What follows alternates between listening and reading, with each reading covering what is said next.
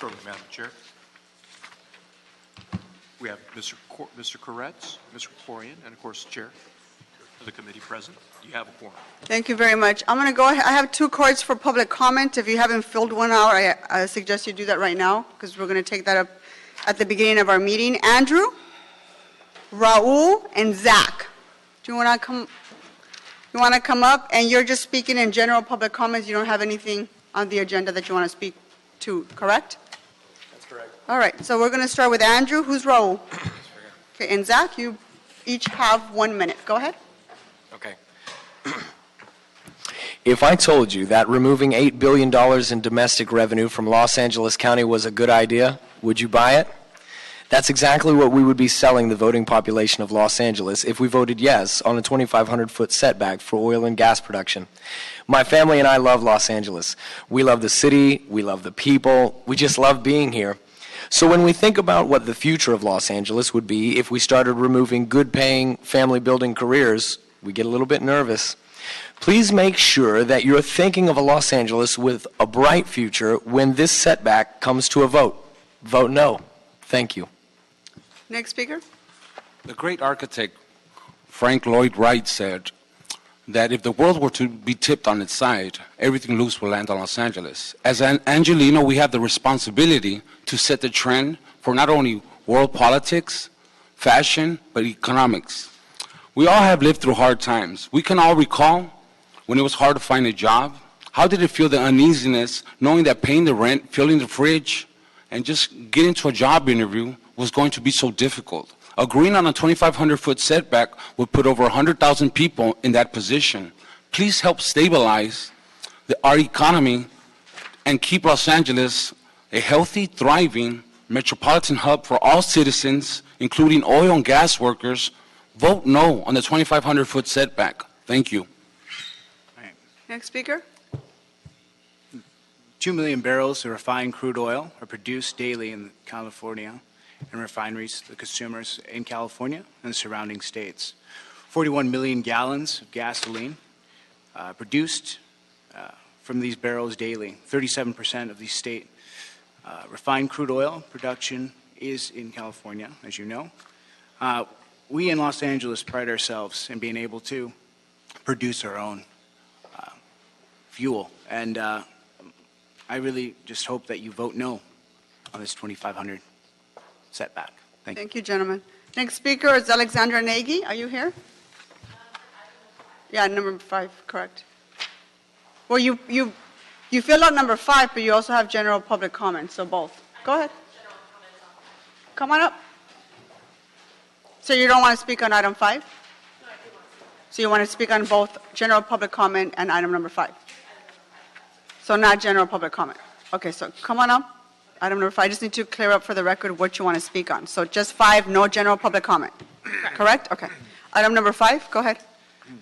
Sure. So, hi everyone. My name is Alex Nagy. I'm with Food and Water Watch, here to speak on the lithium issue in DWP's water supply. I just wanted to mention a few things before the discussion. It's really important that we understand where the lithium in LADWP's water supply is coming from. The health study that happened in relation to Aliso Canyon found that 26 out of 26 samples in LADWP territory across the city, not just in the San Fernando Valley, all contain 5 to 8 times higher than the minimum reportable levels of lithium.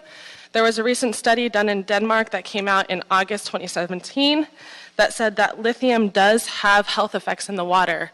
Some of it could be dementia. So we really need to understand where this is coming from. This is about health. We encourage you to take the direction to investigate this further. Thank you. Thank you.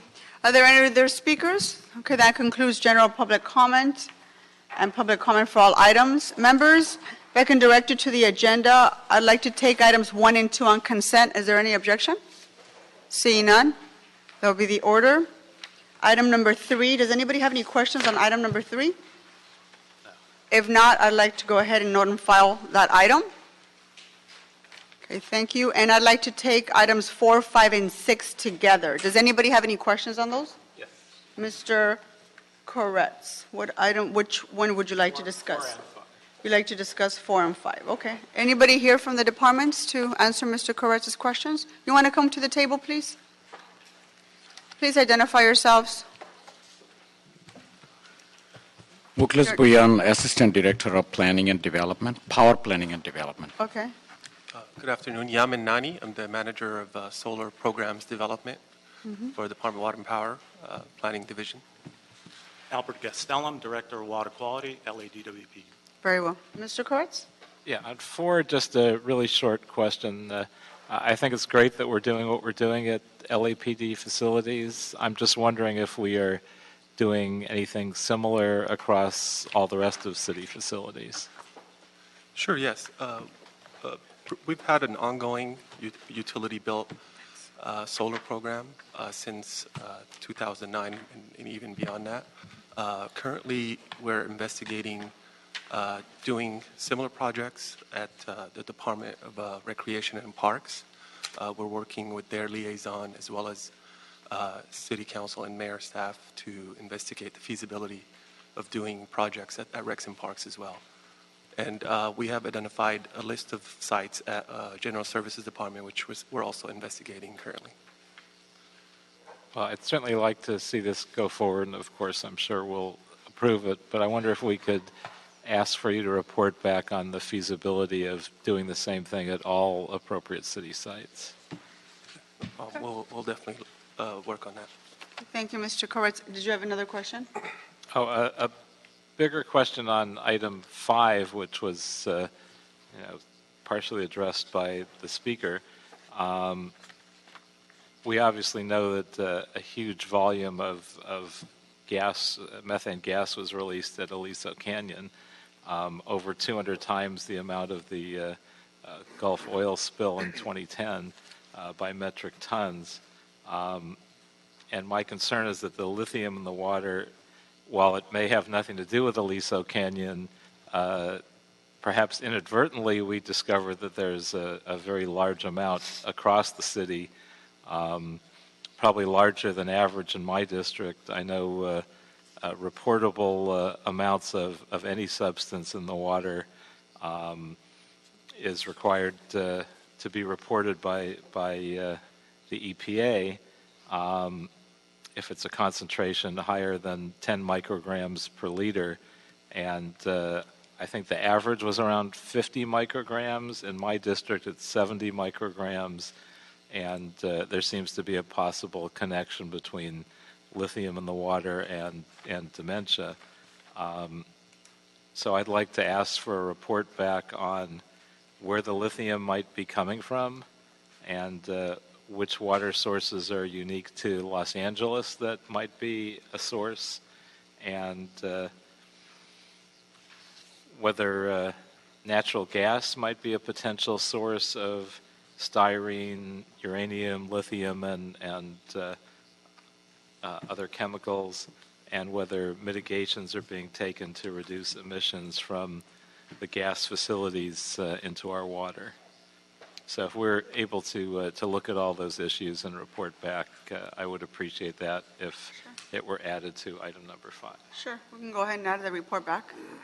So a report is in progress, in transit right now, addressing all of those concerns. But just a recap there, LADWP does recognize a legitimate health and safety concern of the Porter Ranch area. Oh, so this was already part of your report? That's correct. That's coming in the report and addressing Councilman Englander's motion about 2 weeks ago. And what Mr. Koretz just alluded to, that's already included in the report? Got it, okay. So not limited just to the impact of Porter Ranch and the natural gas leak, but trying to figure out what the source of the lithium is and the potential levels of danger and how we might mitigate that. Correct. So the source is within our northern aqueduct waters there. We have some springs and creeks up there that are the source of lithium, along with several other minerals that we get in our water. Lithium is not a regulated mineral from the U.S. EPA or our water supply permitter, DDW, Division of Drinking Water, and they are at levels of considered trace levels, and it's natural. It's found within many waters of the United States. We get our water from LA Aqueduct, the State Water Project, and the Colorado River Aqueduct. So the sources that were quoted in average of 65, about 65 parts per billion, fall right in line with what we've tested within the last 5-6 weeks and have always been present. When we did test areas that were strictly, or I should say 100% MWD connected water, they were non-detect as well. Non-detect just means below 10 parts per billion, which is the analytical range of the instrumentation. So at those levels, we consider those trace levels. They are not a concern of our permitters and of the U.S. EPA. So because of that, we don't, it's not regulated. We don't normally test for it. We do test it when we have to do a full profile of our groundwater, but not in our surface waters. And all that's contained in the report. Well, since studies have been done that show that there can be a dementia connection, under normal circumstances, I would suggest contacting the EPA and asking them to include that in the things that they call out. But obviously, under our present circumstance, if anything, we'd attract attention and probably have them reduce their oversight. But EPA notwithstanding, I think we should be looking at this issue as something we do test for and we do try to regulate on our own. I mean, if there is a dementia connection, certainly anecdotally, I see in my district a very high rate of dementia among people that have lived here their whole lives and been drinking tap water in Los Angeles their whole lives. Yeah, so I think we should be a little more careful with this issue and really give it the study that it deserves. Absolutely, and we'll continue testing. The report, the Norwegian report that quotes that you're quoting or that was referenced, had 3 different levels there, and one of them provided a level that could produce dementia, but there was other levels, even higher levels, that actually had a negative effect on that.